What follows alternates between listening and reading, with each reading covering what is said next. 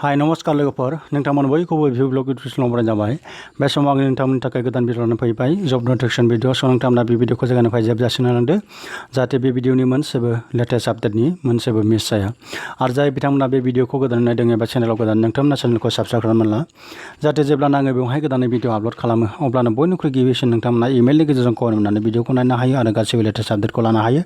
आरो नोंथांमोना बे भिडिअखौ हाजासे माने नोंथांमोननि ससियेल मिडियायाव जेरै फेसबुक ग्रुप एबा वाट्सएप ग्रुपआव बेखौ शेयार खालामनानै हो जाहाथे बै मोनथियै सुबुंफ्राबो बे भिडिअखौ नायनायनि उनाव गासैबो लेटेस्ट आपडेटखौ लानो हायो।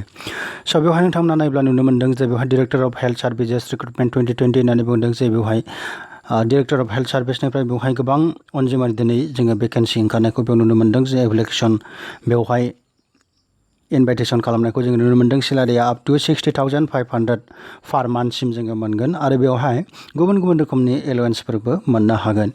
बे जबखौ एप्लाइ खालामनो थाखाय बेवहाय एप्लिकेसन फिया निल आरो भेकेन्सिस बेवहाय गासै 768 भेकेन्सि दङ।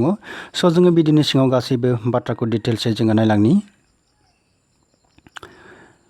जोङो बेवहाय नायनानै नुनो मोनबाय जे बेवहाय ग्रेड 3 नि थाखाय जे बेवहाय डिस्ट्रिक्ट हेल्थ सार्भिसेसनिफ्राय डिस्ट्रिक्ट हेल्थ सार्भिसेस रिक्रुटमेन्ट बेवहाय इनभाइटेसन खालामनायखौ जों अलरेडि मोनथिबाय।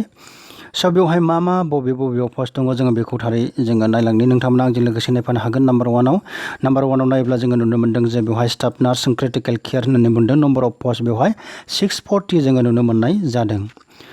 एडुकेसन क्वालिफिकेसन होननानै बुङोब्ला जोङो बेवहाय एडुकेसन क्वालिफिकेसन नांगोन BSc nursing degree from recognize university कलेजेसफोरनिफ्राय जाय बिथांमोना जे डिग्री डिप्ल'मा दङ बिथांमोनानो बेवहाय एप्लाइ खालामनो हानायनि बाथ्राखौ जोङो मोनथिनो मोननाय जादों। बेयाव जोङो पे अफ स्केलखौ नायोब्ला नुनो मोन्दों जे बेवहाय 14,000निफ्राय लानानै बेवहाय 60,500सिम पार मान्थ जोङो मोनगोनखौ मोनथिनो मोननाय जादों आरो ग्रेड पेआ बेवहाय 8,700सिम जोङो नुनो मोननाय जादों। दानिया नाम्बार 2 लोगोफोर नाम्बार 2 नोंथांमोना आंजों लोगोसे नायफानो हागोन। नाम्बार 2 बेवहाय लेबरेटरि टेक्निकेल ICU टेक्निशियान होननानै बुंदों।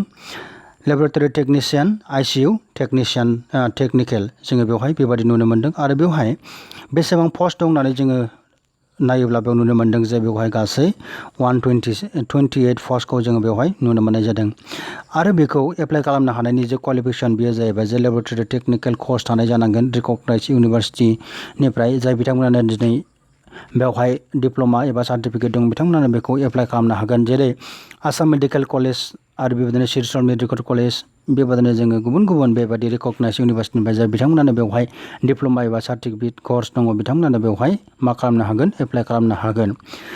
आरो सेलारिखौ जोङो बेवहाय नायोब्ला नुनो मोन्दों जे बेवहाय जोङो दहायनि बादिनो बेयाव नुनो मोन्दों जे 14,000निफ्राय लानानै 60,500 आरो बेवहाय ग्रेड पेआ जाहैबाय 6,200सिम जोङो बेवहाय नुनो मोननाय जादों। आरो नोजोर होनो गोनां बाथ्राया जाबाय बेवहाय जोङो ST आरो OBCफोरनि थाखाय बेवहाय इक'नमिकेल उइकार सेक्सन आरो वुमेन केन्डिडेटफोरनि थाखाय आरो डिफारेन्टलि एबलेड जाय दिव्यां पार्सनफोर बिसोरनि थाखाय बेवहाय माखासे रुल्स एन्ड रेगुलेसन एबा रिजार्भेसननि बाथ्राखौ जोङो बेवहाय नुनो मोन्दों आरो बेखौ जोङो एप्लाइ खालामनो हागोन जाय बिथांमोननि बैसोआ दिनै 18 बोसोरनिफ्राय लानानै 38 बोसोरसिम। नाथायब्ला बेवहाय गोसो होनो गोनां बाथ्राया जाहैबाय जे बेयाव जोङो गभर्नमेन्ट रुल्स बादियै ST OBCफोरनि थाखाय बेयाव माखासे रिलेक्सेसन थायो जोङो मोनथिगौ 3 बोसोर आरो 5 बोसोरसिम जोङो बेखौ मोनगोननि बाथ्राखौ जोङो बेवहाय मोनथिनो मोननाय जादों। आरो एप्लिकेसन फिस बेवहाय जोङो नायब्ला नुनो मोन्दों जे बेयाव जेबो रोखोमनि एप्लिकेसन फिस होनाङा बेवहाय निल। आरो सेलेक्सन प्रसेसआनो जाबाय बेवहाय जोङो नायनानै नुनो मोनबाय जे बेवहाय सेलेक्सन प्रसेसआ माबोरै जागोन जे there will be OMR sheet based written test जागोन बेवहाय लिरनाय टेस्ट जागोन होननानै जोङो बेवहाय मोनथिनो मोननाय जादों आरो बेजों लोगोसे स्किल टेस्ट खालामनाय जागोन आरो एप्टिट्युड टेस्टबो जोङो बेवहाय लागोननि बाथ्राखौ मोनथिनो मोननाय जादों।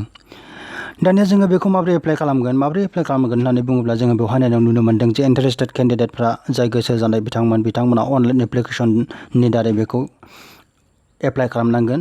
बबेयाव जे www.dhs.assam.gov.in आव बेखौ जोङो एप्लाइ खालामनो नांगोन आरो जोङो बेखौ एप्लाइ खालामनांगोन बिफर 25 जुलाइ 2020 बे एप्लाइनि डेटआनो जागोन जाहैबाय जागायजेननाय डेटआ जाहैबाय जे 15 जुलाइ 2020निफ्राय जागोन।